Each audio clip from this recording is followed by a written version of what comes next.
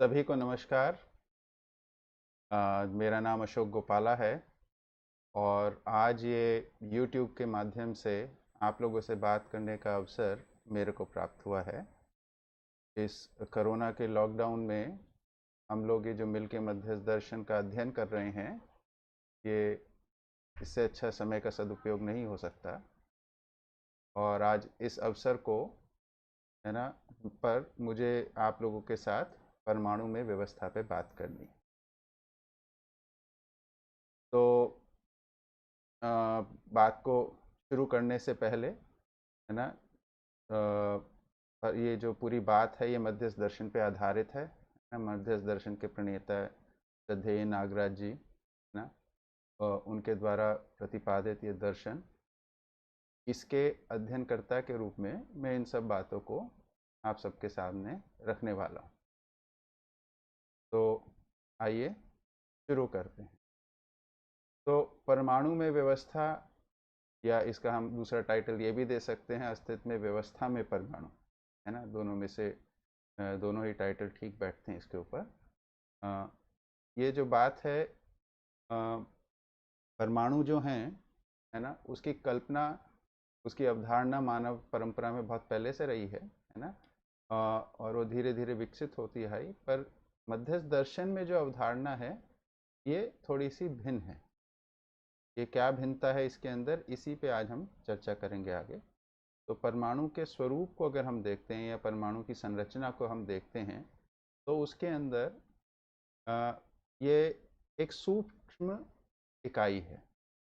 सूक्ष्म इकाई का अर्थ होता है जो इतनी छोटी है कि वो इंद्रियों से, या हम जो यंत्र प्रयोग करते हैं इनके माध्यम से भी दिखाई नहीं दे, उससे भी सूक्ष्म, ठीक है। तो हमारी इंद्रियों की सीमा से भी बाहर है, और इंद्रियों के को आगे बढ़ाने के लिए जो हम यंत्र यूज़ करते हैं, चाहे वो कोई दूरबीन हो या कोई और यंत्र हो, उन सब से भी ये देखने में नहीं आती। ये परमाणु के स्तर की बात है, बहुत अति सूक्ष्म इकाई की बात है। ये जो अति सूक्ष्म इकाई है, इसके अंदर भी अगर हम देखेंगे तो इसमें भी कुछ इसके भाग हैं या इसके कुछ अंग हैं। तो इसमें दो मुख्य अंगों की बात होती है। इसके अंदर एक नाभिकीय है, नाभिकीय का मतलब जो केंद्र है इसका, और इसके परिवेश हैं। ये चित्र जो है एक, इसमें आप देख सकते हैं, और चित्र दो के अंदर ये जो नाभिकीय जो है और उसके आसपास जो परिवेशीय अंश हैं, यानी नाभिकीय अंशों को मध्यांश भी कहते हैं। तो ये आपको देखने को मिल रहा है कैसे चलते हैं। ये चित्रण है, ये कोई असली फ़ोटो नहीं है, और इसमें बहुत सारे दूरी होती है असलियत से, पर ये बस इसलिए दर्शाए जाते हैं ताकि इससे हमारे को एक अनुमान बन सकें कि इनका स्ट्रक्चर कैसा है ना, इनकी ये रचना कैसी है, ठीक है। तो परमाणु की संरचना में दो मुख्य भाग हैं।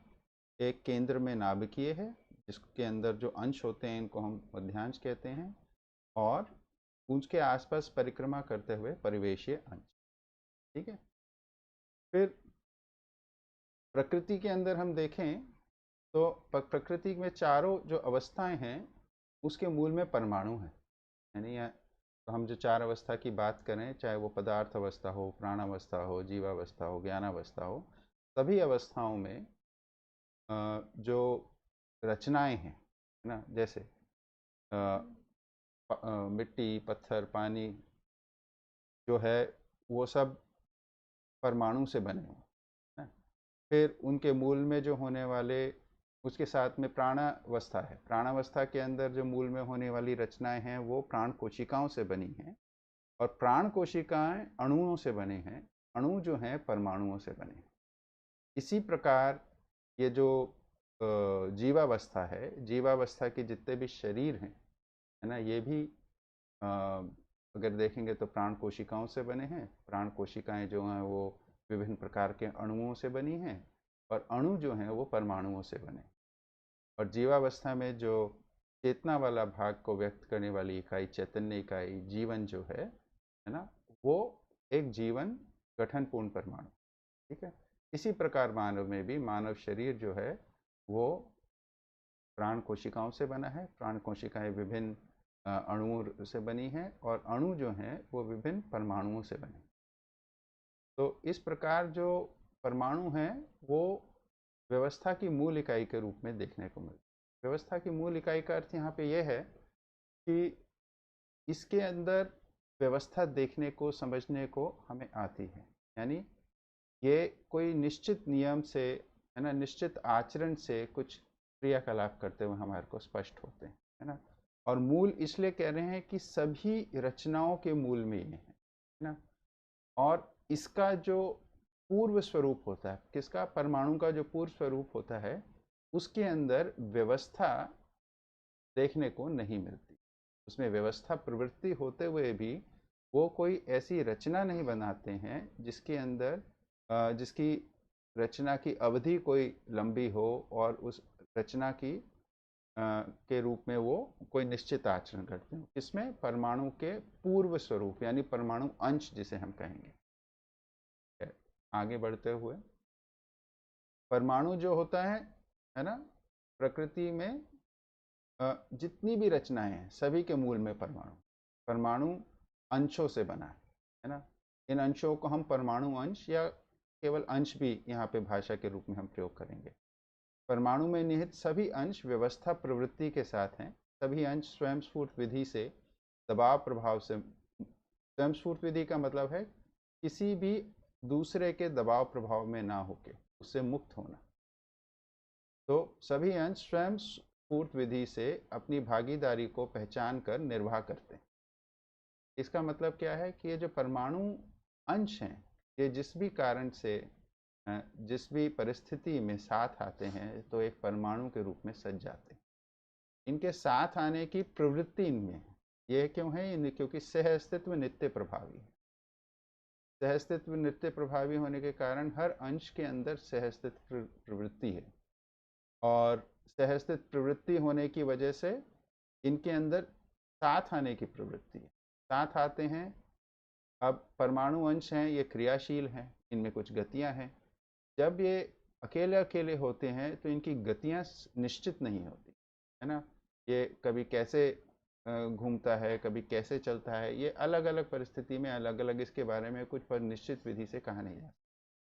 लेकिन जैसे ये एक दूसरे की परस्परता को पाते हैं तो ये एक निश्चित व्यवस्था के रूप में सज जाते हैं। क्या व्यवस्था है? जिसको हमने अभी थोड़ी देर पहले बात किया कि परमाणु जो अंश जो हैं उनमें से कुछ अंश केंद्र में आ जाएंगे और कुछ जो अंश हैं वो उसके परिवेश के रूप में या उसके आसपास परिक्रमा करने लगे। तो इस विधि से ये सभी अंशों के अंदर ये प्रवृत्ति है कि परमाणु के रूप में सजने की। इसलिए अस्तित्व में, प्रकृति में कभी भी अंश जो अकेले में पाए नहीं जाते हैं सामान्यतः, है ना। अगर मानव कोई हस्तक्षेप ना करे तो सभी परमाणु अंश जो हैं किसी न किसी परमाणु व्यवस्था में भागीदार ही पाए जाते हैं। इस आधार पे यहाँ पे कहा जा रहा है कि जो परमाणु अंश हैं इन सब में व्यवस्था प्रवृत्ति है, ठीक है। फिर जो परमाणु रचना है ना, अब परमाणु जो है जिनके नाम यहाँ पे हम विज्ञान की भाषा में अगर हम बोलें तो हाइड्रोजन का परमाणु हो गया, ऑक्सीजन का परमाणु हो गया, कार्बन का परमाणु हो गया, ये अलग अलग प्रकार के परमाणु हैं, है ना। इन सब के अंदर परमाणु अंश हैं, है ना। इन सब के अंदर निश्चित संख्या में परमाणु अंश हैं। इन सब के अंदर निश्चित संख्या में मध्यांश यानी नाभिकीय अंश हैं और इन सब में निश्चित संख्या में परिवेशीय अंश हैं, ठीक। अब जितने भी ये जो अंश हैं इनको अगर हम गिनने जाएंगे हर प्रजाति के अंदर हमारे को अलग अलग संख्या में देखने को मिलते हैं ना। और ये मज़ेदार बात यह है कि जो अंश हैं ये एक ही प्रजाति के, ये अलग अलग प्रजाति के नहीं हैं, है ना। तो जो परिवेश में अंश काम कर रहे हैं या मध्यांश के रूप में जो काम कर रहे हैं नाभिक में, ये सब एक ही प्रकार के अंश हैं, है ना। ये इनकी प्रजाति नहीं है। यहाँ पे विज्ञान से अलग प्रतिपादन है। विज्ञान के अंदर 3 अलग प्रकार के अंश, इलेक्ट्रॉन, प्रोटॉन, न्यूट्रॉन की जो बात की जाती है ना, तो मध्यस्थ दर्शन के अंदर ये तीनों एक ही प्रकार से बताया गया। फिर ये जो परमाणु अंश हैं ये जहाँ रहते हैं उस हिसाब से इनका नाम है ना।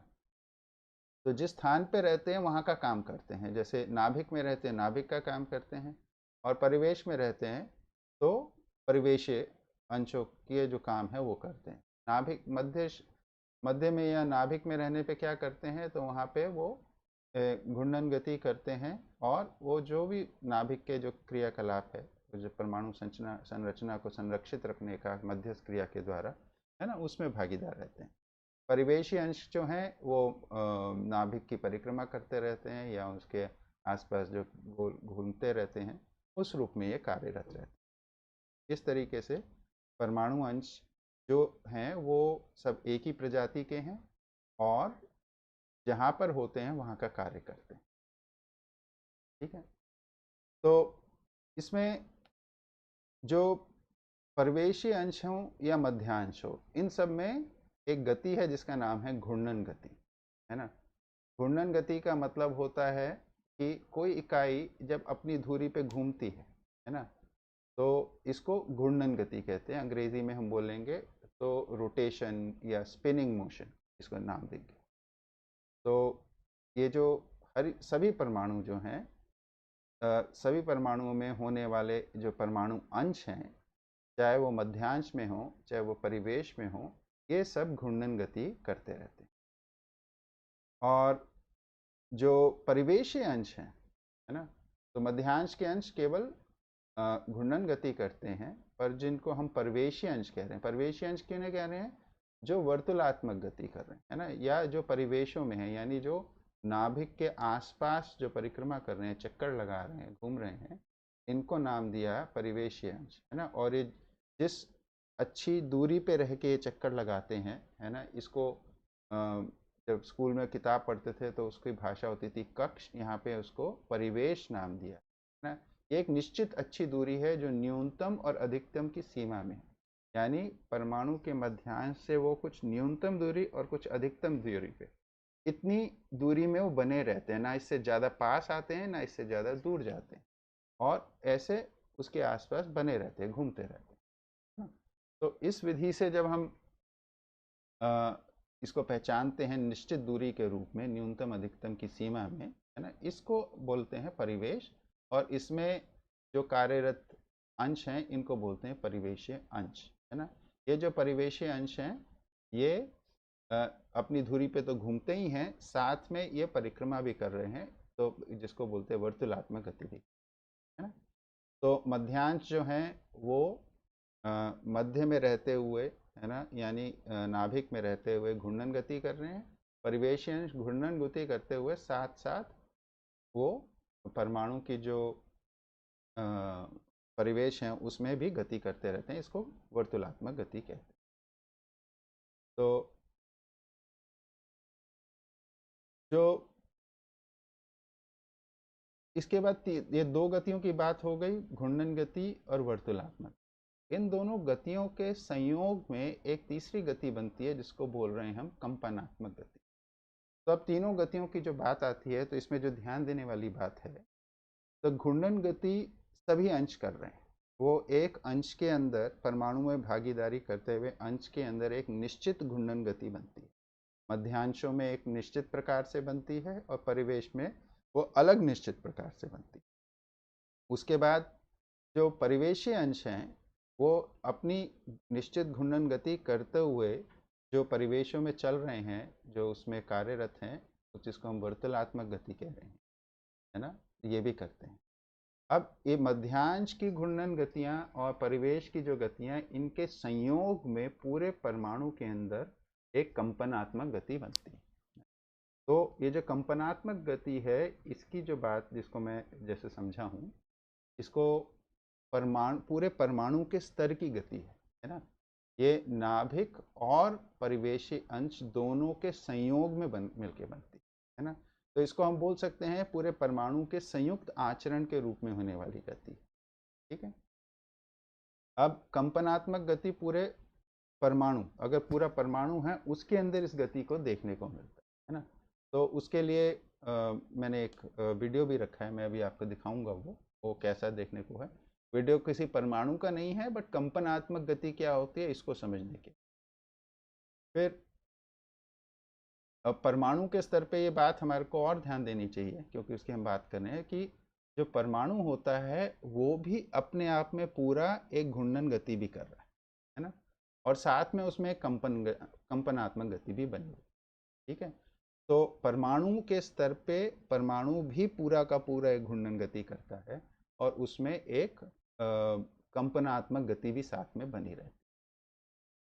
इस प्रकार जो पूरा परमाणु उसमें भागीदार अंशों के संयुक्त आचरण में से के लिए एक संतुलित स्थिर व्यवस्थित इकाई के रूप में बने रहता है।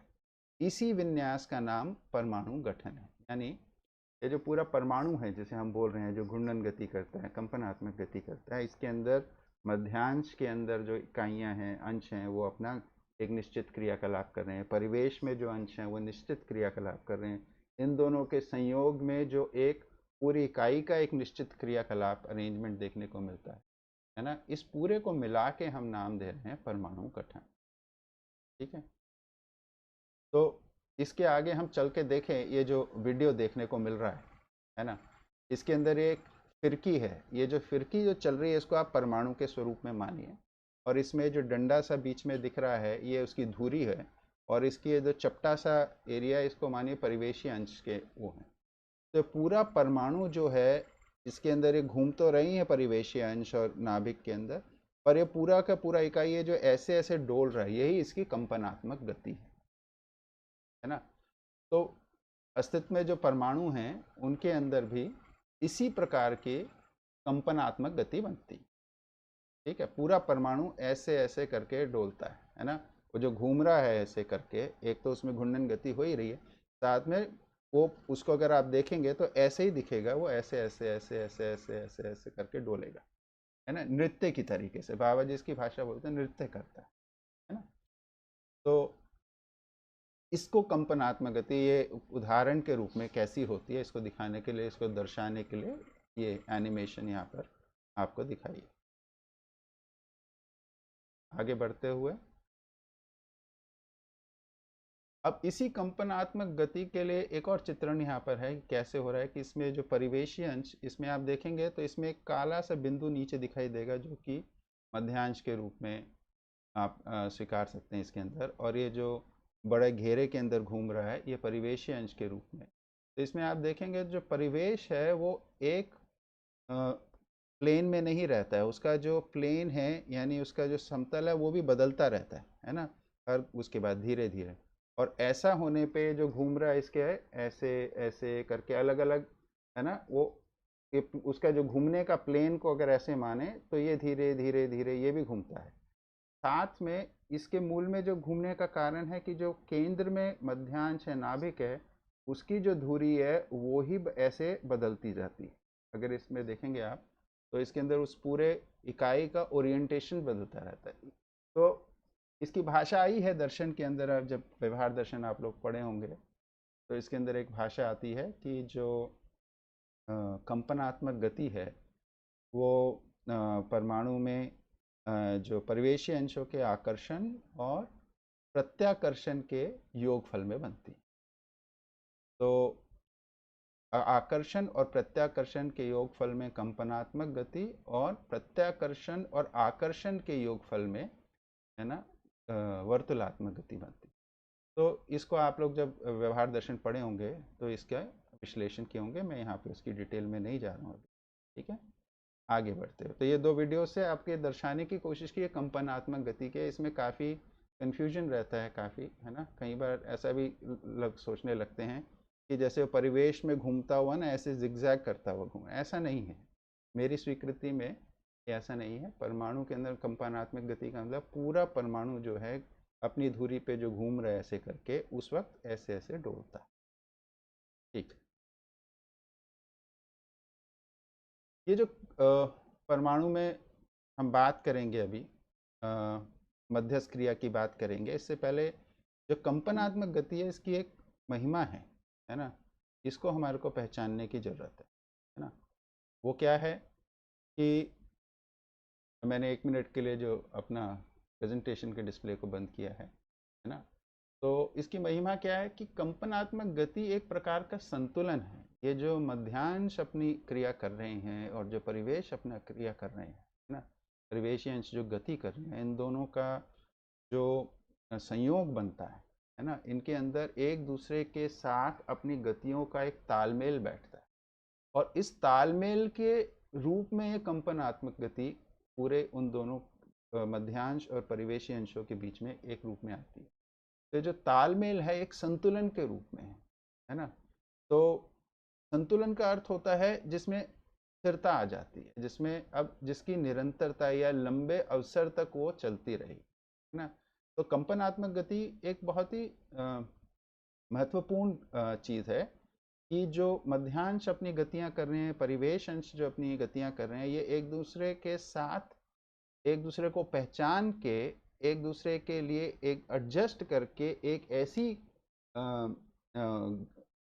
लय में आते हैं कि अब वो लय एक नृत्य के रूप में इन सब अंशों के बीच में बनती है और जिससे ये एक दूसरे के सहयोगी रहते हैं, है ना। ये जो भी अपनी अपनी क्रियाएं कर रहे हैं इसके रूप में सहयोगी रहते हैं और ये पूरी इकाई अब इस रूप में काफ़ी लंबे अरसे तक यानी काफ़ी बड़ी अवधि तक ऐसे ही बनी रहती है। तो कंपनात्मक गति ही आधार है परमाणु की अवधि का, है ना। अगर अवधि कंपनात्मक गति कम होगी यानी कम समय तक चलेगी तो उस परमाणु की जो गठन रचना की अवधि है वो उसके अंदर कम समय तक रहेगी, है ना, वो छोटी होगी। और कंपनात्मक गति अधिक है तो उस रचना की, उस संरचना की, उस गठन की जो अवधि है वो लंबे अवधि की होगी, यानी वो अधिक स्थिर होगा, है ना।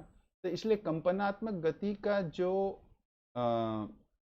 मूल महत्व है पूरे इसके अंदर कि जितनी जितनी कंपनात्मक गति बढ़ती है ना, उतनी उतनी व्यवस्था प्रवृत्ति या स्थिरता उस इकाई में बढ़ती जाती है। ये आगे जब हम चैतन्य इकाई के बारे में अध्ययन करते हैं तो वहाँ पे भी ये संदर्भ आता है ना। अब ये जो कंपनात्मक गति हम बात कर रहे हैं संरचना के रूप में, ये मध्यांशों की क्रियाकलाप में जो गतियां हैं और जो परिवेशी अंशों के क्रियाकलाप में गतियां, इनके संयोग से बनी हुई चीज़, इनके तालमेल पूर्वक, इनके संतुलन पूर्वक बनी हुई। तो इकाई की जो परमाणु इकाई की जो स्थिरता है वो कंपनात्मक गति के कारण, है ना। अब आपस में तो तालमेल इनका बैठ गया, है ना, पर ऐसी भी परिस्थिति है कोई भी परमाणु अस्तित्व में अकेला तो है नहीं, सह अस्तित्व है, तो उसे अनेकों परमाणुओं की परस्परता प्राप्त है। ऐसे में जो उसके वातावरण में और नैसर्गिक परमाणु हैं उनका जो भी दबाव प्रभाव उस पे परमाणु पे आता है ना, उसके कारण वो आएगा कहाँ, तो परमाणु के अंदर जो बाहर की तरफ है वो परिवेशी अंश हैं, तो परिवेशी अंशों के ऊपर ही जो आसपास के इकाइयाँ हैं उनका दबाव आएगा। आसपास की इकाई माने परमाणु, अन्य परमाणु, तो उसका प्रभाव आएगा। तो क्या होगा, परिवेशी अंश अपने कक्ष में चल रहे हैं, अपने परिवेश में चल रहे हैं, निश्चित अच्छी दूरी अधिकतम न्यूनतम में संतुलन में चल रहे हैं। इसमें चलते हुए एक बात और ध्यान दिलाना चाहूँगा कि जो परिवेश के अंदर वो चलते रहते हैं, इस वक्त ये किसी आवेश में नहीं है ना, ये अपनी अपनी स्वभाव गति में ये गति कर रहे हैं। ऐसा नहीं है कि किसी दबाव, किसी खींचातानी की वजह से या किसी दबाव की वजह से ये उसके अंदर स्थिर होते हों, है ना। ये व्यवस्था प्रवृत्ति होने की वजह से ये जो परिवेश हैं ये संतुलन की सीमाएं हैं, इसके अंदर रहते हुए इकाई के ऊपर कोई दबाव नहीं है। इससे आगे पीछे होने पे इन पे दबाव पड़ता है। क्या दबाव पड़ता है कि जो पहला जो दबाव आता है जो इनके अपने परिवेश से आगे पीछे होने का, वो भारी दबाव आता है ना, परस्परता का दबाव, वातावरण का दबाव जिसे बोला है वांग्मय के अंदर। तो किसी स्थान पे आया जिस कारण से वो अपने परिवेश से विचलित हुए, क्या हुआ, उसको धक्का लग गया, वो नाभिक के अधिक पास जाने लगे, तो अब वो संतुलन के क्षेत्र से बाहर जाते हैं। ऐसे में मध्यांश में एक बल है जिसको नाम दिया मध्यस्थ बल, है ना, ये सक्रिय होता है। जैसे ही परिवेशीय अंश अपने संतुलन से बाहर आते हैं, यानी अपनी परिवेश की न्यूनतम दूरी या अधिकतम दूरी से बाहर होते हैं, यानी ज़्यादा करीब आ रहा है, तो मध्यस्थ बल सक्रिय होता है और उन अंशों को पुनः उनके परिवेश के अंदर स्थित कर देता है ना। इस क्रिया का नाम है मध्यस्थ क्रिया, है ना। एक मिनट। हाँ अजय भाई। हाँ। हेलो। हेलो। हेलो। इससे तो मेरा कनेक्शन चल रहा है।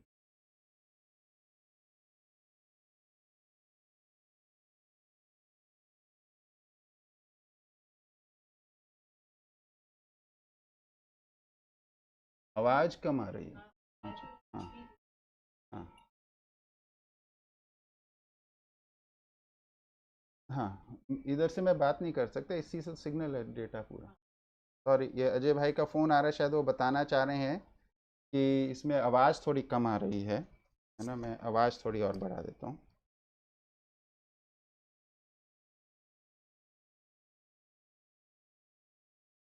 हेलो। हाँ। हाँ। ठीक है। विक्रम, बीच में अजय भाई का फ़ोन आया कि इसमें आवाज़ को ठीक करने के लिए है। वापस इसमें हम पहुँचते हैं। तो मध्यस्थ क्रिया पे चर्चा चल रही थी। तो मध्यस्थ क्रिया क्या है? तो परमाणु जो है उसकी संरचना में जो भी अंश भाग जो भी अंश भागीदार हैं वो अपनी अपनी क्रिया करते रहते हैं, है ना। क्या मध्यांश अपनी क्रिया कर रहे हैं और परिवेशी अंश अपनी क्रिया कर रहे हैं। इनके आपस के संतुलन से कंपनात्मक गति पूरे परमाणु के स्तर पे वो पूरी संरचना एक संतुलन को पाके अपना काम कर रही है। ऐसी संतुलित इकाई जो अपने आप में एक तालमेल पूर्वक काम कर रही है, उसके ऊपर जब बाहर का दबाव आता है ना, उसकी परस्परता में होने वाले अन्य परमाणुओं का जो दबाव आता है, उस दबाव से उसके जो परिवेशी अंश हैं वो विचलित हो सकते हैं। यानी वो या तो परमाणु के नाभिक की तरफ उन्हें धक्का लग जाए तो वो अपने परिवेश से छूट के केंद्र की तरफ जाने लगे, या वो परिवेश से बाहर की तरफ आए, यानी परमाणु गठन से बाहर निकलने के प्रयास में। तो एक सीमा तक जब ये होता है ना, तो इसको नियंत्रित करने की ताकत मध्यांश के पास है। तो मध्यांश के अंदर जो मध्यस्थ बल का वो प्रयोग करके जो पास आने वाले जो इकाइयां हैं, अंश हैं, उनको धक्का लगा के उनको, यानी विकर्षण बल का प्रयोग करके उनको फिर से परिवेश में स्थित कर देते हैं। और जो दूर निकल के जा रहे हैं या परमाणु गठन से बाहर जाने के रूप में प्रभावित हो गए हैं, उनके ऊपर आकर्षण बल प्रयोग करके उनको पुनः उनके संतुलित परिवेशीय सीमा के अंदर स्थित कर देता है। इस क्रिया का नाम है मध्यस्थ क्रिया। ये जो मध्यस्थ क्रिया है, इससे ही परमाणु संरचना की जो का संरक्षण है। इससे ये जो परमाणु है ये संरक्षित रहता है। मध्यस्थ तो यानी अपने को बनाए रखने की जो ताकत है वो परमाणु के अंदर है ना, ये मध्यस्थ क्रिया के रूप में। तो अंशों के साथ आने से, एक संतुलन में आने से, कंपनात्मक गति से वो एक निश्चित क्रियाकलाप करता है, लेकिन वो बाहरी दबाव को झेलने की भी उसमें ताकत है, और उस भारी दबाव को झेलने की ताकत उसमें मध्यस्थ क्रिया के रूप में काम करती है। ठीक है। तो इस रूप में परमाणु जो है ये अपने कंपनात्मक गति, यानी उसकी जो व्यवस्था प्रवृत्ति, उसके आधार पे वो उसकी स्थिरता, और उस स्थिरता को संरक्षण प्रदान करने के लिए मध्यस्थ क्रिया, इस रूप में पूरी इकाई काम करती रहती है। ठीक है। आगे बढ़ते हुए ना, अब ये जो इकाई काम कर रही है इसकी क्या मौलिकता है, इसको हमारे को थोड़ा सा मैं इसमें ब्रीफ में टच करूंगा। हमारे पास समय की थोड़ी सीमा है ना। तो इसमें मूल में क्या है कि पूरा परमाणु जो है क्रियाकलाप कर रहे हैं, मध्यांश जो हैं वो मध्य में अपनी घूर्णन गति कर रहे हैं, परिवेशी अंश अपनी गति कर रहे हैं। तो मध्यांश जो होते हैं ये अपना एक सबके सब चुंबकीय बल संपन्न ही हैं, सारे इकाइयाँ, है ना। और चुंबकीय बल संपन्न होने के कारण इनका जो जुड़ना होता है, साथ में आना होता है, ये दो विधि से होता है। कहीं पे एक इकाई दूसरी इकाई अपने अपने चुंबकीय बल को मिल के बढ़ा लेते हैं, और कई जगहों पे इकाइयाँ परिस्थिति अनुसार उनके जब वो बल मिलते हैं तो आपस में उनके चुंबकीयता को कम कर लेते हैं। है मध्यांश के अंदर वो जिस विधि से साथ में आते हैं, ये सारे अंश मिलके अपने चुंबकीय प्रभाव क्षेत्र को एक बड़ा प्रभाव क्षेत्र बना लेते हैं ना। तो मध्यांश का एक बड़ा सा चुंबकीय प्रभाव क्षेत्र होता है, और इसी प्रभाव क्षेत्र के अंदर है ना परिवेशीय अंश जो हैं अपनी वर्तुलात्मक गति कर रहे हैं। तो चुंबकीय प्रभाव क्षेत्र के अंदर ये एक एक परिवेशीय अंश ये भी अपने में चुंबकीय बल संपन्न है, इनके भी अंदर चुंबकीयता है। तो एक बड़े चुंबकीय प्रभाव क्षेत्र में जब एक अन्य चुंबकीय प्रभाव क्षेत्र वाली इकाई घूमती है, तो इससे उसके अंदर 3 प्रकार की कार्य ऊर्जा उत्पन्न होती है। मैंने जिसका नाम दिया है ताप, ध्वनि और विद्युत। इनको कार्य ऊर्जा भी कहा है, और सापेक्ष ऊर्जा भी यही है ना। कार्य ऊर्जा जो नाम है वो अंशों की क्रियाशीलता से जो ऊर्जा उत्पन्न हो रही है उसको कार्य ऊर्जा बोलते हैं। तो क्रियाशीलता से जो ऊर्जा आती है उसका नाम है, मतलब उसकी उत्पत्ति का कारण क्या बता रहे हैं, इकाइयों की क्रियाशीलता, इसलिए उसको कार्य ऊर्जा कह रहे हैं।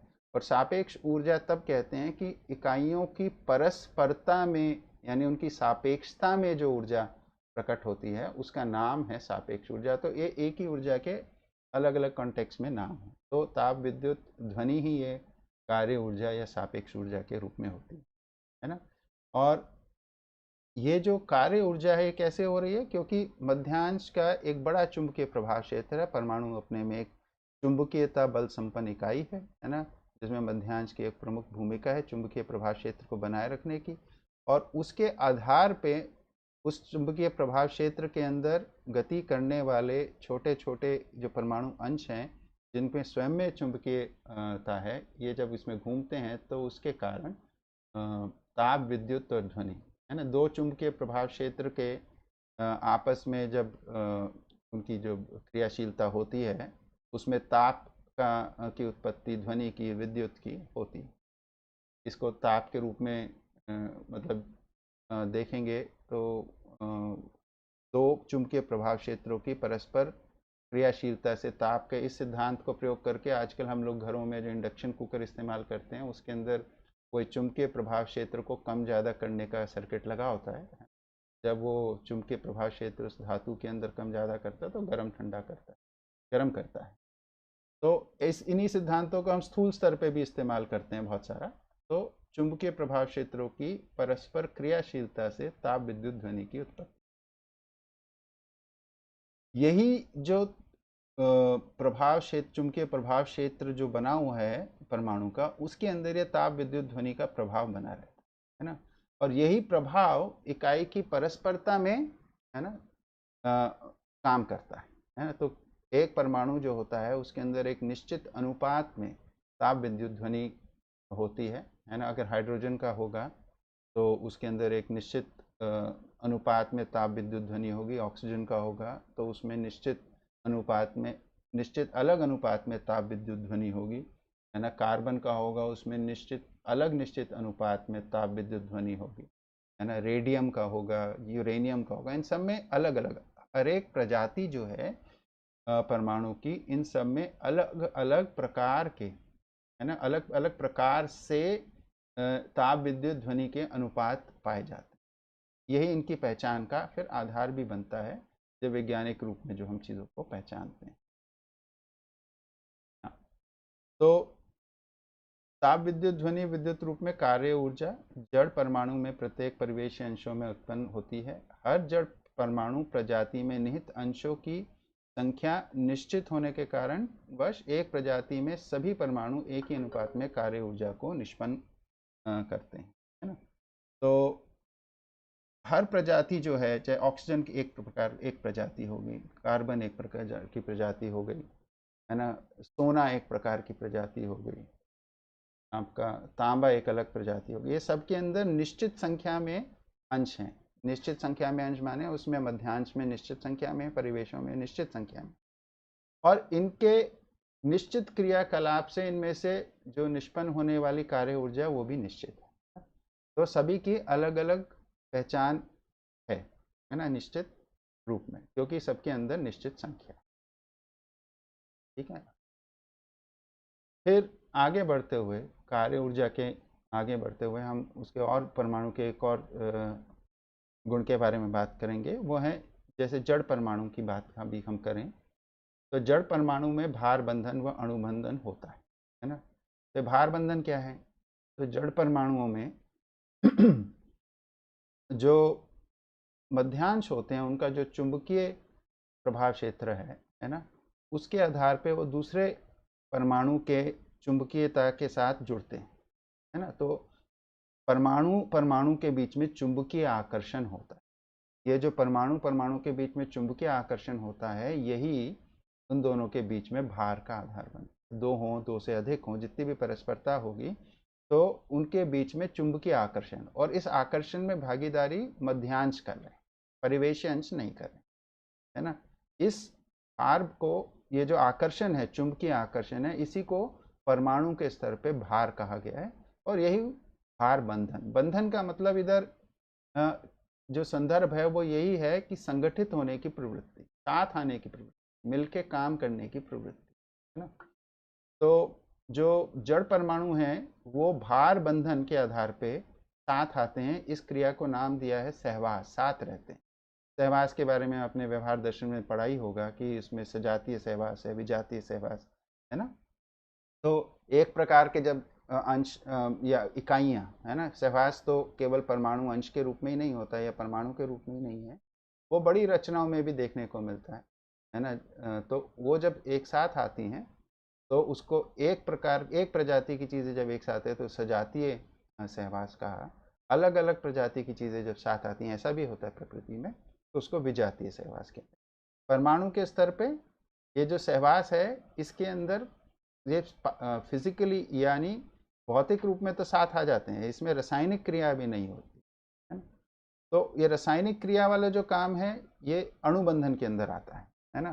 तो जड़ परमाणुओं के अंदर ये दूसरी जो संगठित होने की विधि है वो है अणुबंधन बनना, अणुरचना बनना। तो एक परमाणु दूसरा परमाणु या दो से अधिक परमाणु जो भी हों, है ना, जितनी भी संख्या में हों, इनके साथ आने से इनके बीच में एक अणुबंधन बनता है ना। इसमें क्या होता है, इनके अपने प्रत्येक परमाणु, अभी हमने बात की, उसमें अपना अपना प्रभाव क्षेत्र बना के क्रियाकलाप कर रहे होते हैं। जब अणुबंधन बनता है तो इनके आपस में कुछ तालमेल बनते हैं प्रभाव क्षेत्रों के, ये एक संयुक्त प्रभाव को प्रकाशित करने लगे। इस रूप में कुछ अणुबंधन को हम समझ सकते हैं ना। तो अभी इसकी मैं ज़्यादा डिटेल में नहीं जाऊंगा यहाँ पे, है ना। तो अणुबंधन बेसिकली जो है वो परिवेशीय अंशों की जो सक्रियता उसमें प्रमुख रहती है ना। कैसे प्रमुख है? क्योंकि उसमें जो ताप विद्युत ध्वनि है उसका जो प्रभाव है उसके अंदर प्रमुख है ना। तो इनकी कार्य ऊर्जा का जो प्रभाव है वो अणुबंधन के अंदर उसकी एक भूमिका रहती है। इतना कह के आगे बढ़ते हैं। तो बंधन का अर्थ तो स्पष्ट हो ही गया है, ये संगठित होने की जो क्रियाकलाप है ना। तो क्यों क्यों संगठित होते हैं? क्योंकि सहअस्तित्व नित्य प्रभावी है ना। संगठित होते हैं इसलिए सहवास है, इसलिए अणुबंधन है ना। और इसी कारण से रचनाएं हैं ना। अगर पदार्थ के अंदर या प्रकृति के इकाइयों में संगठित होने की प्रवृत्ति ना हो तो आगे का रचना क्रम ही नहीं बनेगा।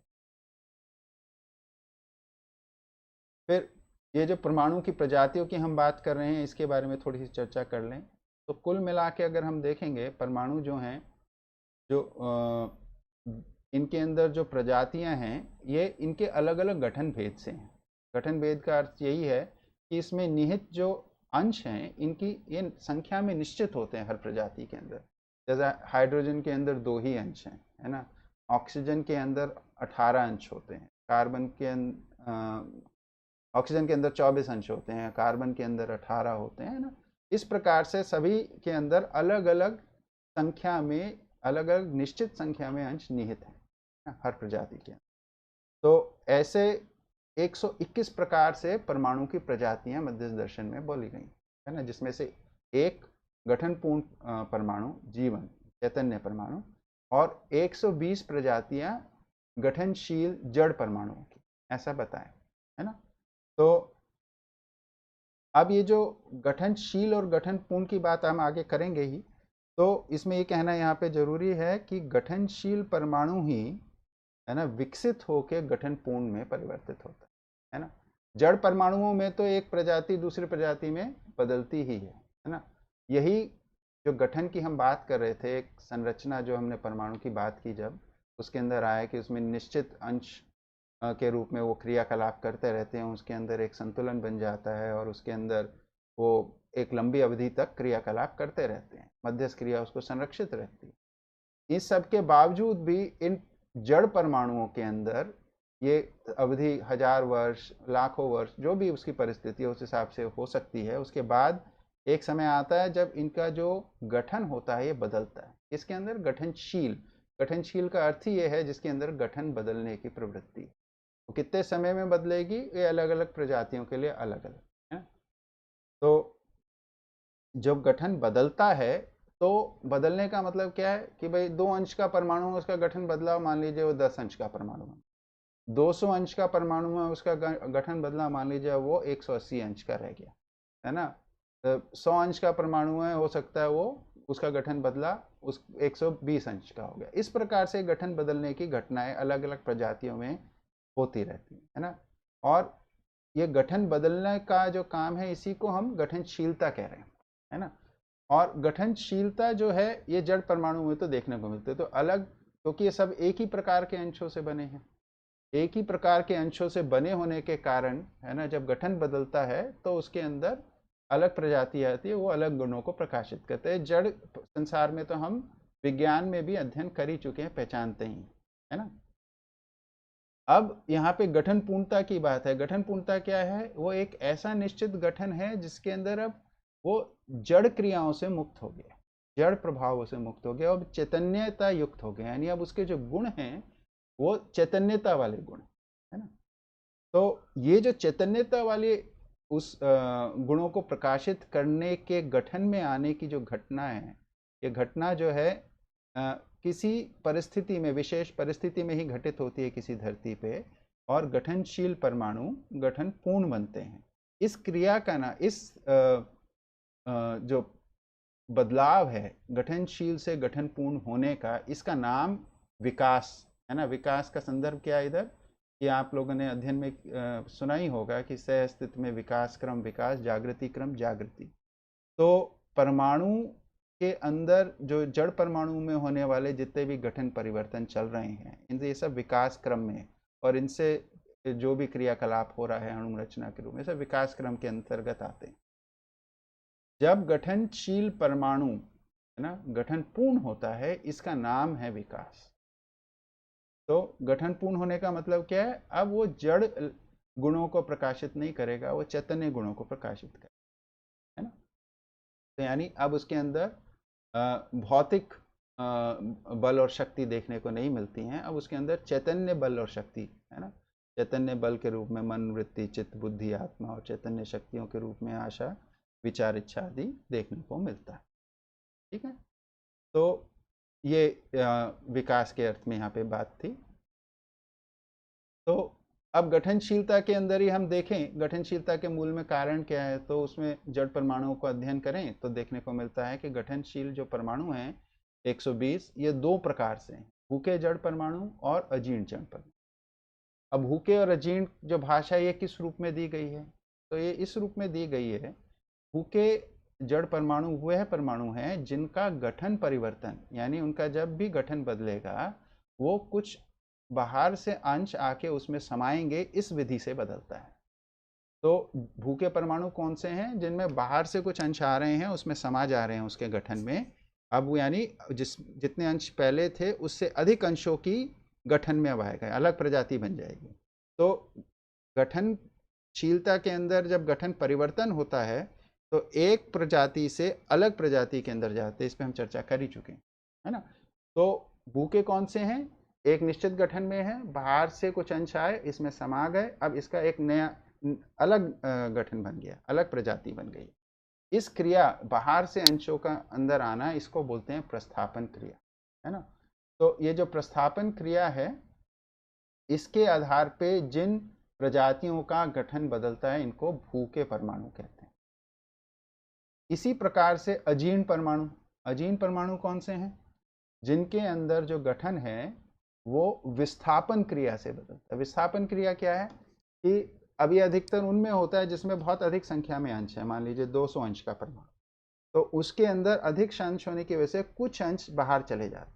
बाहर क्यों चले जाते हैं? क्योंकि व्यवस्था, उस परिस्थिति के अंदर व्यवस्था के लिए उसकी आवश्यकता होती है, उस रूप में सहस्थित नित्य प्रभावी होता है। तो ये व्यवस्था के अर्थ में घटना घटती हैं, चाहे वो प्रस्थापन हो चाहे विस्थापन हो।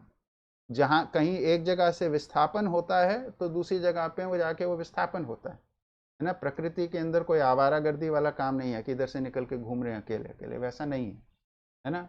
तो अजीर्ण परमाणु क्या है? जिनकी संरचना में से कुछ अंश बाहर चले जाते हैं ना, और बाहर चले जाने की घटना को हम नाम दे रहे हैं विस्थापन। तो जिन परमाणु प्रजातियों के अंदर गठन परिवर्तन अंशों के बहिर्गत होने से होता है, उनका नाम है अजीर्ण परमाणु, है ना। तो भूखे और अजीर्ण, इस विधि से इनका नाम दिया गया, है ना। ये गठन परिवर्तन के अर्थ में प्रस्थापन विस्थापन है ना। अणुबंधन के संदर्भ में यहाँ पे बात नहीं गई, है ना। ये जो मैं इसको जितना समझा हूँ अभी तक, ये भूखे और अजीर्ण जो भाषा है, ये गठन परिवर्तन यानी परमाणु की मूल संरचना ही बदल रही है, इस अर्थ में। अणुबंधन के समय पे जो विज्ञान में बताते हैं कि 2 अंश उससे शेयर कर लिए या उसको दे दिया, उस संदर्भ में ये बात नहीं है ना। इसको जरा ध्यान देने की जरूरत है, ठीक है। अब ये जो भूखे और अजीर्ण हैं, इनको भी अगर हम देखें एक श्रृंखलाबद्ध विधि से, अगर देखें इनको हम, तो अधिकतम भूखा, उससे कम भूखा, उससे कम भूखा, ऐसे करते करते अगर श्रृंखला में लगाएं तो एक मिलेगा अधिकतम भूखा, एक मिलेगा आपको न्यूनतम भूखा, है ना। इसी प्रकार से अजीर्ण परमाणुओं को अगर हम देखेंगे तो अधिकतम अजीर्ण, उससे कम अजीर्ण, उससे कम अजीर्ण और न्यूनतम अजीर्ण, है ना। इस प्रकार से एक श्रृंखला को हम सोच सकते हैं इधर, क्योंकि इस जगह पे चित्र बनाने की सीमा है तो मैंने इसमें केवल 7 भूखे और 7 अजीर्ण ही दिखाए हैं। प्रकृति के अंदर तो 60 प्रकार के हैं, है ना। 60 प्रकार के भूखे और 60 प्रकार के अजीर्ण, है ना। तो इस श्रृंखला में अगर इसको देखते हैं, है ना, तो इसके अंदर एक अनुमान तो ये बनता ही है कि इन दोनों के बीच में कोई तृप्त गठनपूर्ण परमाणु हो ही सकता है ना। और ये जो गठनशील हैं, इसके अंदर अधिकतम भूखा और न्यूनतम भूखा, ये एक सीमा है, और फिर अधिकतम अजीर्ण और न्यूनतम अजीर्ण, ये। अब इसमें मजेदार बात यह है कि जो अधिकतम भूखा है, यानी उसकी प्रवृत्ति जो है, उसमें भूख बहुत ज्यादा है, यानी वो जल्दी ही अपने गठन को बदलेगा, यानी उसके बने रहने की जो अवधि है उस गठन की, वो छोटी होती है ना। जो न्यूनतम भूखा है, क्योंकि उसकी भूख बहुत कम है, इसलिए उसको परिवर्तन होने की आवश्यकता बहुत देर में आती है ना। तो उसके बने रहने की अवधि बहुत अधिक रहती है ना। तो ऐसे प्रकृति में देखें तो जड़ परमाणु में ऐसे देखने को मिलता ही है कि कुछ ऐसे परमाणु होते हैं जिनका जो गठन होता है लंबे लंबे अरसे तक बना रहता है ना, और कुछ है जिनका गठन जो है जल्दी बदल जाए, है ना। तो उसका आधार यही है, उनकी कितनी भूख है या कितनी उनमें अजीर्णता है ना। इस आधार पे इसको एक श्रृंखलाबद्ध विधि से देख सकते। और इन्हीं के मूल बीच में एक तृप्त गठनपूर्ण परमाणु, तृप्त इसलिए बोल रहे हैं क्योंकि इसमें ना तो प्रस्थापन क्रिया होती है ना विस्थापन क्रिया होती है, क्योंकि ना ये भूखा है ना ये अजीर्ण है, ये पूरा है ना।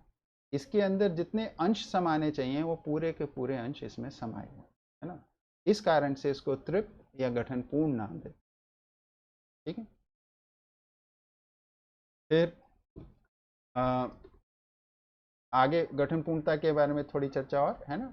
तो जिस गठन की निरंतरता है, अर्थात जिस गठन में परिवर्तन नहीं होता, अर्थात वह गठन जो प्रस्थापन व विस्थापन दोनों से मुक्त है, इसलिए गठनपूर्ण परमाणु को तृप्त परमाणु भी कहते हैं। फिर ये जो गठनपूर्ण परमाणु है, ये भार बंधन और अणुबंधन दोनों से मुक्त है ना। यानी इसके अंदर ये जो चुंबकीय आकर्षण है ये भी नहीं हो रहा है, और जो कार्य ऊर्जा के संयोगवश जो अणुबंधन हो रहा था परमाणुओं के परस्परता में वो अणुबंधन वाली क्रिया भी नहीं हो रही है ना, इन दोनों से मुक्त है ना। तो अणुबंधन ना होने वाली क्रिया को तो विज्ञान ने पहचाना है, जिसको नोबल गैसेस हम कहते हैं, उसके अंदर ऐसा ही देखने को मिलता है ना? जिसके अंदर वो रासायनिक क्रिया में सामान्य परिस्थिति में भागीदार नहीं होते, उसके लिए विशेष परिस्थिति को पैदा करना पड़ता है ना। तो गठनपूर्ण परमाणु के अंदर ऐसी कोई विशेष परिस्थिति भी नहीं पैदा की जा सकती मानवकृत भी, कि वो अणुबंधन या भार बंधन में भागीदार हो, है ना। तो फिर ये सवाल अपने आप में बनता ही है, तो फिर ये संगठित कैसे होते हैं, है ना। तो गठनपूर्ण परमाणु क्या सहअस्तित्व प्रभावी नहीं है इस पे? तो इस पे भी सहअस्तित्व प्रभावी है, और ये सहअस्तित्व के प्रभाव में संगठित होने की इसकी विधि आशा बंधन से, है ना। तो गठनपूर्ण परमाणु जीवन जो है आशा के आधार पर संगठित होते हैं।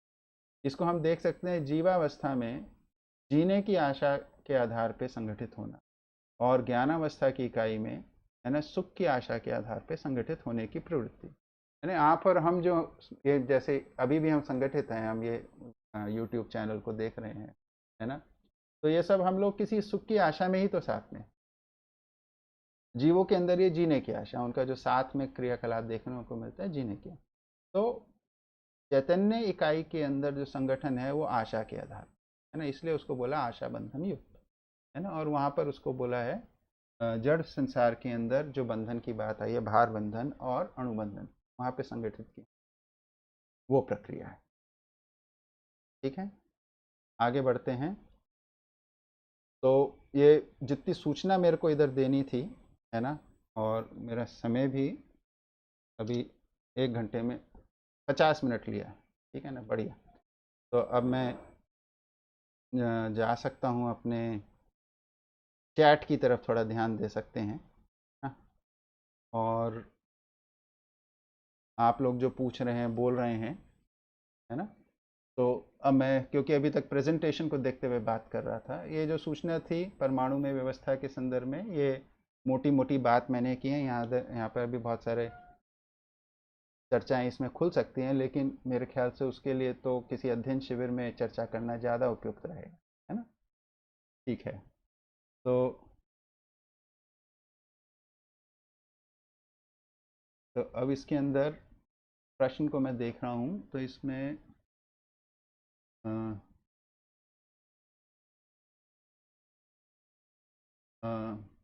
ठीक है, और थोड़ा सा पढ़ने में समस्या आ रही है।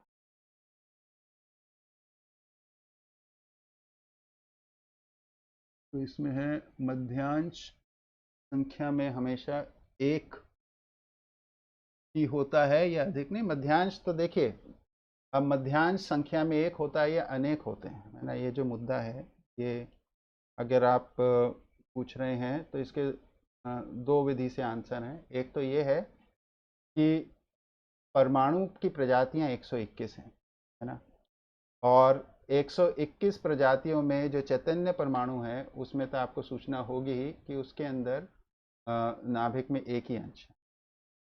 तो जीवन परमाणु के अंदर तो मध्यांश में एक ही अंश है, ठीक है।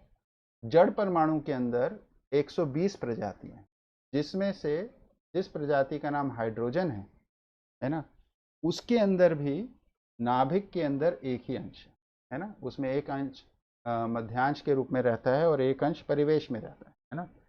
तो जड़ के अंदर भी एक अंश वाली एक प्रजाति है, पर बाकी जितनी भी अन्य प्रजातियां हैं, चाहे वो उसके बाद ऑक्सीजन, कार्बन, नाइट्रोजन, है ना, जितनी भी हैं, इनके अंदर एक से अधिक नाभिकीय अंश हो, है ना। तो ये वाली बात है। अब जहाँ पर जड़ परमाणु में हाइड्रोजन में एक ही है, वहाँ एक ही वो मध्यांश की जो पूरी क्रिया है उसको करता है।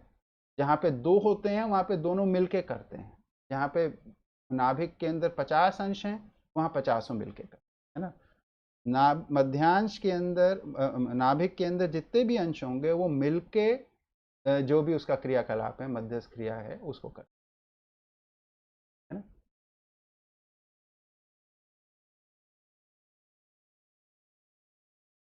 प्रस्थापन, विस्थापन और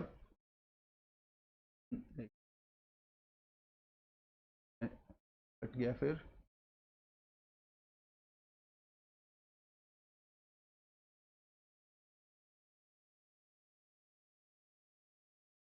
हाँ भैया, प्रमोद भैया जी पूछ रहे हैं कि आपके प्रेजेंटेशन से ये क्लियर होता है कि गठनशील परमाणु का अंतिम लक्ष्य गठन पूर्णता या चैतन्यता परमाणु में जाना ही होगा।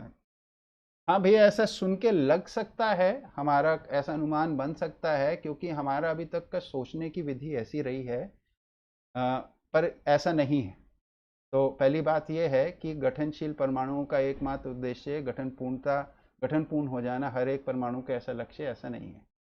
देखिए, इसमें इस दर्शन की जो सबसे सुंदर बात है, सह अस्तित्व की जो बात है, उसको जब समझने जाते हैं तो ये समझ में आता है कि सह अस्तित्व जो होता है अकेले में नहीं होता है, वो साथ में होता है ना। तो परस्परता के साथ में होना है जो भी होना है ना। तो परस्परता किसकी? तो परमाणु के स्तर पे सभी परमाणुओं की। तो इस परस्परता के रूप में यह ग्रह गोल है ना, धरती है। तो पूर्णतः जो एक सूत्र है, जिसको मैं, आप लोग जो जो मेरे शिविर किए हैं या सुने होंगे, तो उसमें मैं एक बार बार बोलता हूँ ये कि एक स्थिति पूर्ण सत्ता में गर्भित स्थितिशील प्रकृति पूर्णता को प्रमाणित करने के अर्थ में निरंतर क्रियाशील एवं विकासशील है ना। तो ये जो पूर्णता को प्रमाणित करने के अर्थ में निरंतर क्रियाशील एवं विकासशील है, ये पूर्णता को प्रमाणित करना है ना। ये सबको पूर्ण होना है ऐसी भाषा नहीं लिखी है। अब पूर्णता जो प्रमाणित होगी इकाई के अंदर है ना। अब गठन पूर्ण परमाणु को भी आप देखिए, जीवन परमाणु, उसमें 61 अंश हैं। 61, एक अंश नहीं है जो पूर्ण हो रहा है ना। तो ये एक की यात्रा नहीं है, इस दर्शन में एक की यात्रा की बात नहीं है, ये सबकी मिलके यात्रा की बात है। ये मूल बात को हमारे को पकड़ना चाहिए, है ना, कि ये सहअस्तित्व की बात है, साथ की बात है, जिसमें पूर्णता भी साथ में है। अगर धरती के अंदर पदार्थ अवस्था, प्राणावस्था, जीवावस्था ना हो तो ज्ञान अवस्था हो ही नहीं सकती, है ना। पदार्थ अवस्था विकास क्रम, प्राणावस्था विकास क्रम के भाग है ना। इसी के आगे जाके विकास की बात आ सकती है, तो इनके आधार पे तो इसको हमें ध्यान रखना है। तो सब परमाणुओं को गठन पूर्ण नहीं होना है, कुछ पदार्थ को गठन पूर्ण होना है एक धरती में।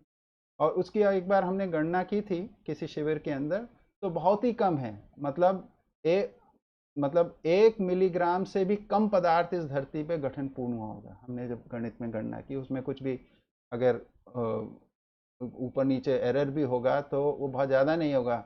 1 मिलीग्राम का 2 मिलीग्राम हो जाएगा, बहुत ज़्यादा हुआ तो, है ना। इतना ही पदार्थ है जो गठन पूर्ण हुआ है ना, लेकिन वो इस पूरी धरती के लिए पर्याप्त है। तो इसको ध्यान में रखने की जरूरत है। एक एक गठनशील परमाणु को गठन पूर्ण होने की यात्रा नहीं है।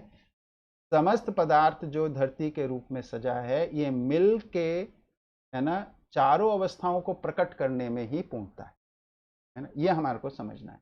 तो सबकी अपनी अपनी भूमिका है, हमारी सबकी ज्ञानावस्था की भी भूमिका है, जीवावस्था की भी, प्राणावस्था की भी, और पदार्थावस्था की। जड़ संसार भी उपयोगी है ना, उसके बिना नहीं है। जी, अगला कोई प्रश्न लेते हैं कि जीवन परमाणु का सबसे, अच्छा हाँ, चित्र में भैया देखिए, चित्र तो दिखाने की कोशिश कर रहे हैं। उसके अंदर जो आ,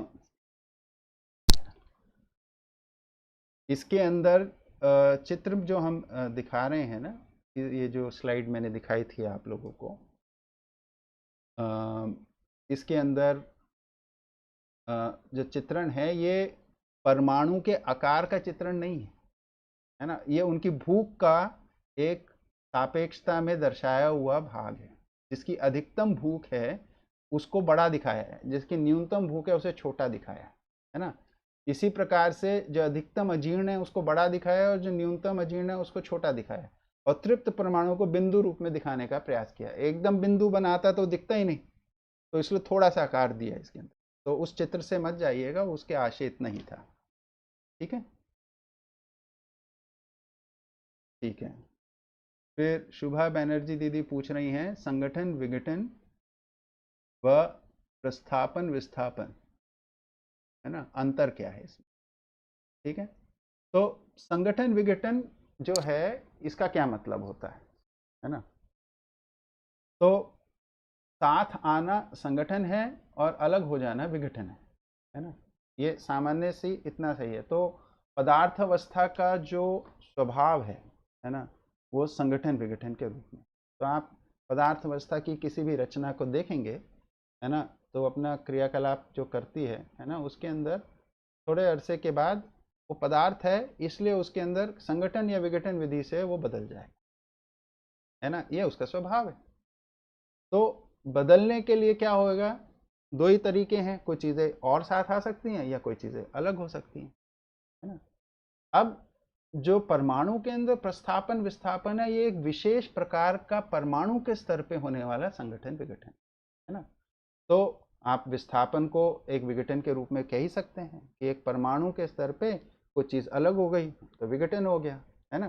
पर ये विघटन जो हो रहा है ये व्यवस्था के अर्थ में ही हो रहा है। इसी प्रकार से जो विघटित हुआ हुआ भाष है वो किसी और परमाणु में, भूखे परमाणु में जाके समाएगा ही, वहाँ पे जाके वो संगठित हो जाएगा, है ना। तो ये संगठन विघटन समस्त पदार्थ की प्रवृत्ति है ना, उनका स्वभाव है, इसलिए उसको बोला स्वभाव, है ना। तो पदार्थ की जो भी रचना होगी वो कुछ समय बाद परिवर्तित होगी, ये हम जानते ही हैं, है ना। हम लोग बोलते भी रहते हैं change is the only permanent thing, है ना, इस तरीके की भाषा भी बोलते हैं। तो ये उसका स्वभाव है, और स्वभाव के अंदर संगठित होना विघटित होना, इस विधि से उसमें बदलाव होता रहता है। और प्रस्थापन विस्थापन परमाणु के स्तर पे, है ना, होने वाला संगठन विघटन इस रूप में आप पहचान सकते। ठीक है।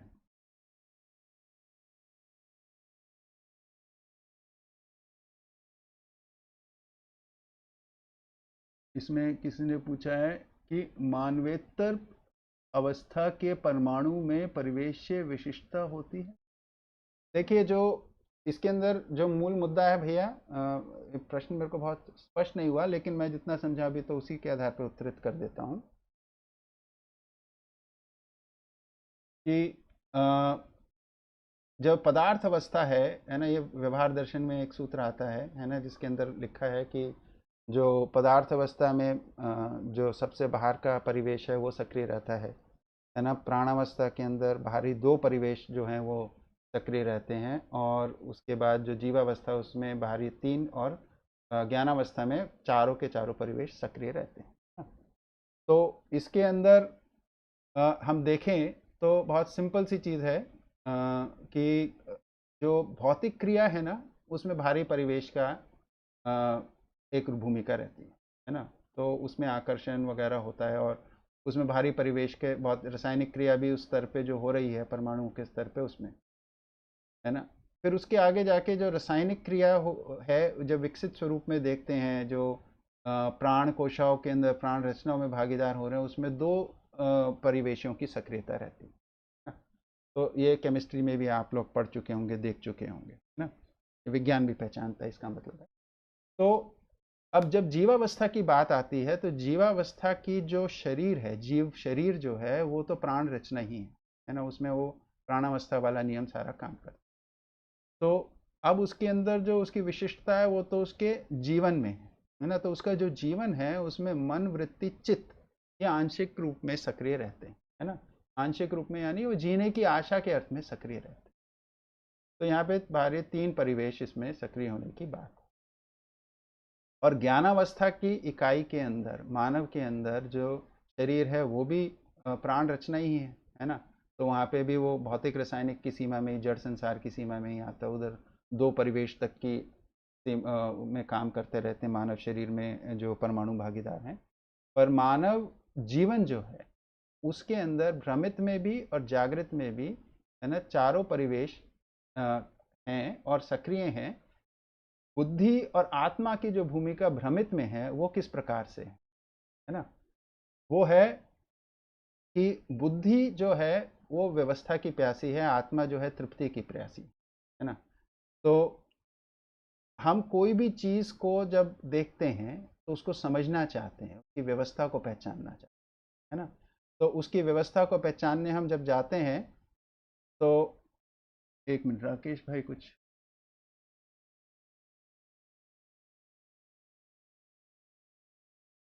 ठीक है। तो इस सत्र को 5 बजे तक बढ़ाने का मैंने समय ले ही लिया था राकेश भाई।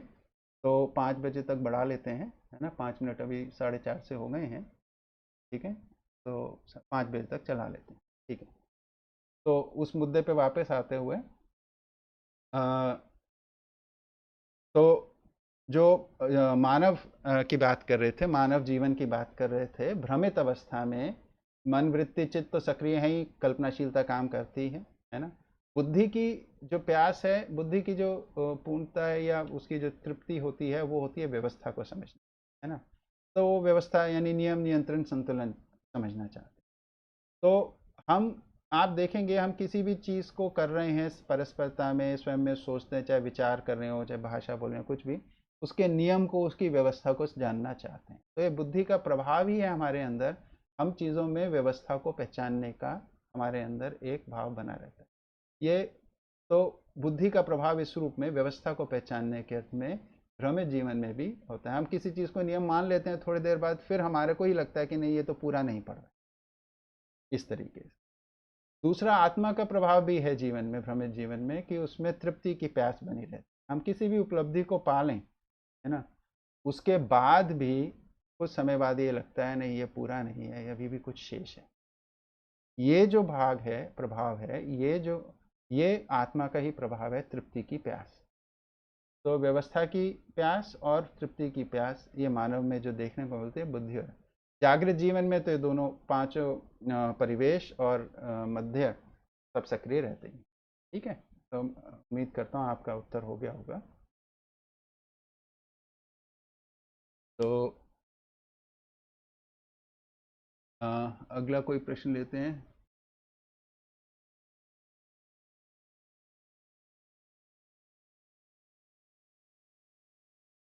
संदीप भैया कुछ पूछ रहे हैं कि केवल कल्पनात्मक गति ही,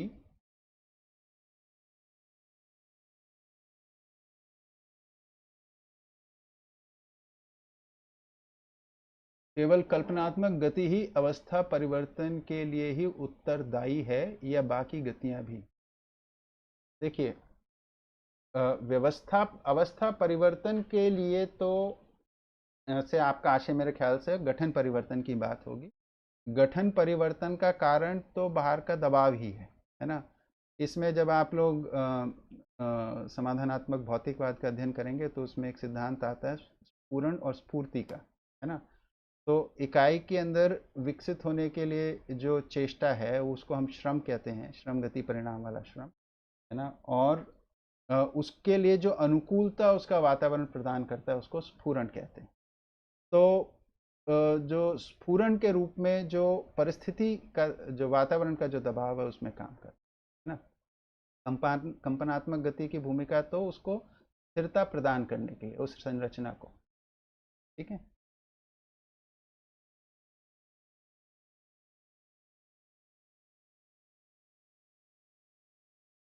जी, विपिन भैया बिहारी जी का प्रश्न है कि क्या जो अंश जड़ अवस्था में होते हैं वही, तो जड़ परमाणु जिन अंशों से बने हैं उन्हीं अंशों से जीवन परमाणु या गठन परमाणु, ठीक है, ये बात उन्हीं अंशों से बने, ठीक है। फिर दिनेश दत्त भैया पूछ रहे हैं भार और अणुबंधन मुक्त होने के बाद भी रजो तमस जैसा या सम विषम जैसे गुण कैसे आते हैं? देखिए, जो भार और अणुबंधन से मुक्त होना, है ना, ये एक तो रजो और तमस वाली, मैं भाषा बहुत समझता नहीं हूँ, मेरा अध्ययन केवल, मेरा बहुत सीमित अध्ययन है, वो भी मध्यस्थ दर्शन का आंशिक रूप में, है ना। बाकी जो पूर्ववर्ती दर्शन है उनका मैंने अध्ययन नहीं किया, तो भाषा के संदर्भ में नहीं जाऊंगा। तो सम विषम गुण, तो गुण से मुक्त कोई इकाई नहीं होती है ना। चाहे वो जड़ इकाई हो चाहे चैतन्य इकाई हो, है ना, इसको हमारे को ध्यान में रखना है। गुण का मतलब है परस्परता में प्रभाव, है ना। परस्परता में यानी एक इकाई के क्रियाकलाप से जो उसकी परस्परता में प्रभाव जाता है ना, उसको गुण कहते हैं। तो वो गुण जो है, सम का मतलब हो गया वो रचनात्मक प्रभाव हो गया, विषम का मतलब हो गया विरचनात्मक प्रभाव हो गया, और मध्यस्थ का अर्थ हो गया कि वो व्यवस्थात्मक प्रभाव है, व्यवस्था को बनाए रखने। तो ये तीनों प्रभाव प्रकृति में, जड़ चैतन्य प्रकृति सब में देखने को मिलते हैं। फिर एक प्रश्न है शुभा दीदी का कि भैया एक नाभिकीय अंश इतने सारे अंशों को बैलेंस कैसे कर पाता है, तो दीदी बैलेंस करने का जो काम जो होता है वो एक अंश नहीं करता है, जो जड़ परमाणु में नाभिक में जितने भी अंश होंगे वो मिलके ही करते हैं, है ना। एक बात तो ये ध्यान देनी। तो उसके अंदर कैसे काम करता है का मतलब आप उसका मैकेनिज्म जो समझ रहे हैं, उसमें कोई आकर्षण या विकर्षण बल जैसी परिस्थिति हो, अगर अंश दूर भाग रहा है तो आकर्षण बल का प्रयोग है। इसको समझने में जो मेरे को सबसे ज़्यादा सहायता हुई इस बात से हुई कि परिवेश जो हैं वो अपने में संतुलन के जोन हैं या क्षेत्र हैं, है ना। इसके अंदर कोई दबाव प्रभाव नहीं है, इसके बाहर निकलने पे ही दबाव। तो ये नेचुरली या प्राकृतिक विधि से ही सबसे संतुलित स्थान परिवेश ही है ना। तो स्वाभाविक रूप में संतुलित होने की ही प्रवृत्ति बनी रहेगी। तो मध्यांश जो हैं जो प्रभाव डालते हैं उनको संतुलित करने में सहयोग कर देते हैं। इस विधि से संरचना को बनाए रखते हैं। उसके अंदर आकर्षण विकर्षण के लिए, विकर्षण तो चुंबकीय बल, आकर्षण विकर्षण चुंबकीय बल के अंदर दोनों में देखने को मिलता ही है। तो मध्यस्थ बल जो है चुंबकीय बल के माध्यम से भी व्यक्त हो सकता है, तो इस विधि से हो सकता है।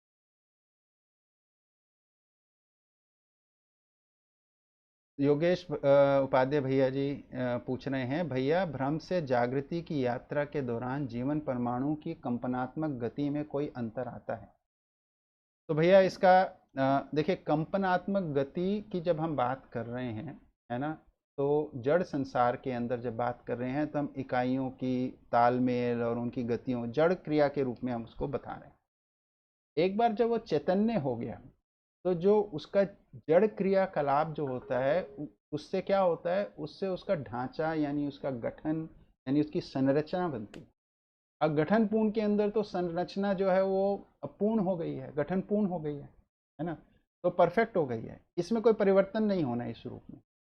तो फिर ये कंपनात्मक गति चैतन्य में किस रूप में है? तो कंपनात्मक गति जो चैतन्य में है वो व्यवस्था प्रवृत्ति के रूप में, और जो वर्तुलात्मक गति की भाषा इसमें आती है चैतन्य के संदर्भ में, वो यांत्रिकता के अर्थ में।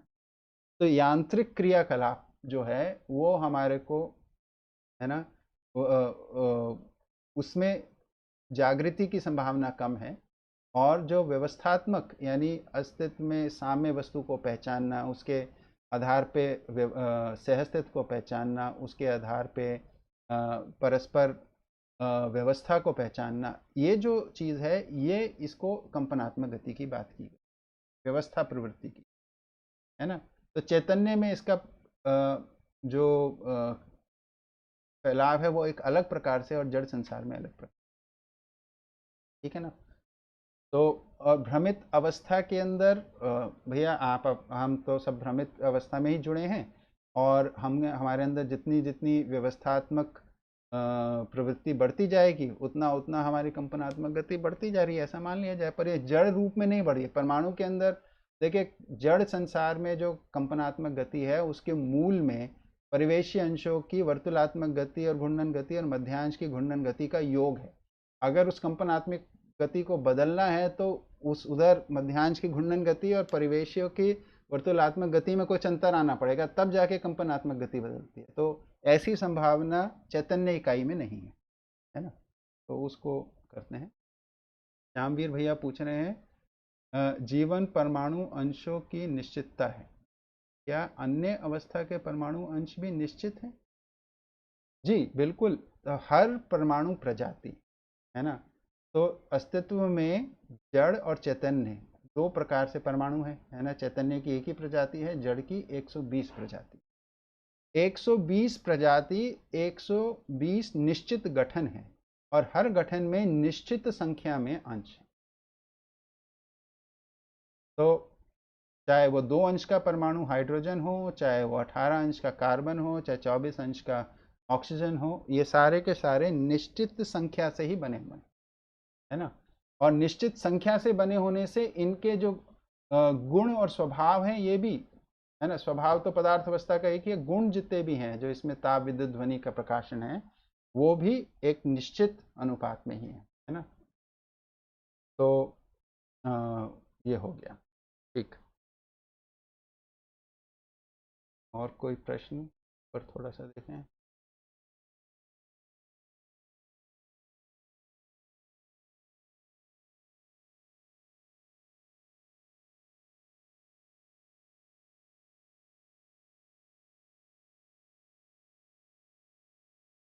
प्रमोद भैया का एक उनके प्रश्न पे जो उत्तर आया उसके संदर्भ में फिर से एक क्वेश्चन है कि धन्यवाद भैया, बट इससे फिर ऐसा सोचना बनता है कि कौन से परमाणु चैतन्य होंगे, उसका डिसीजन अस्तित्व में कहीं लिया जाता होगा, बट इसका आंसर पहले मिल चुका है। ठीक है, ठीक है, तो ठीक है, मेरे ख्याल से प्रश्न भी सबके हो गए हैं, है ना? तो और प्रश्न नहीं है तो इस सत्र को फिर, इस सेशन को यहीं पे हम रोकें तो अच्छा रहेगा, क्योंकि 5 बजे तक का समय ही है ना सर? अ, तो आप सबका बहुत बहुत धन्यवाद। आप लोग सब लोग इसमें बने रहे, बहुत ध्यान से सुने, बहुत अच्छे मन लगा के, है ना? और राकेश भैया को धन्यवाद, और उनके सभी साथियों को जिन्होंने सहयोग से उन्होंने ये यूट्यूब का चैनल चलाया हुआ है और इसके ऊपर ये जो लाइव सेशंस हो रहे हैं, तो राकेश भैया को बहुत बहुत धन्यवाद। अ, बाकी सभी साथियों को बहुत बहुत धन्यवाद, जितने भी अपने जीवन विद्या के साथी हैं, जिनके सहयोग से हम सबकी यात्रा आगे बढ़ रही है ना? और अंत में तो, और पहले भी शुरू भी वहीं से हुआ था, और अंत में बाबा जी को के प्रति बहुत बहुत कृतज्ञता, और आप सबको धन्यवाद। नमस्ते।